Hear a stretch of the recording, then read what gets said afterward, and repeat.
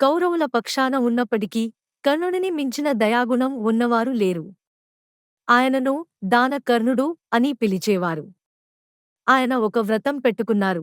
ఉదయం పూజ అయిన తర్వాత దానం అడిగినవారికి లేదు అని ఎప్పుడూ చెప్పేవారు కాదు. ఒకరోజు ఇంద్రుడు బ్రాహ్మణ వేషంలో కర్ణుడి వద్దకు వచ్చాడు. ఆ సమయంలో కర్ణుడి శరీరంపై సహజంగా లభించిన కవచ కుండలాలు ఉండేవి. అవి ఉన్నంతవరకు కర్ణుడిని ఎవరూ ఓడించలేరు. ఇంద్రుడు కర్ణుడిని, రాజా, నేను నీ కవచ కుండలాలను దానం అడుగుతున్నాను అని అడిగాడు. ఆ బ్రాహ్మణ వేషంలో ఉన్నది ఇంద్రుడని తెలిసినా తన ప్రాణరక్షలైన వాటిని ఇవ్వడానికి కర్ణుడు ఏమాత్రం ఆలోచించలేదు. అక్కడే ఉన్నవారు, రాజా, ఇవి మీ ప్రాణరక్షలు. వీటిని ఇవ్వవద్దు అని ఎంత మొత్తుకున్నా కర్ణుడు నవ్వి, దానమిచ్చిన తర్వాత వెనక్కి తీసుకోవడం నా ధర్మం కాదు. ఇచ్చిన మాట తప్పకూడదు అని అన్నాడు.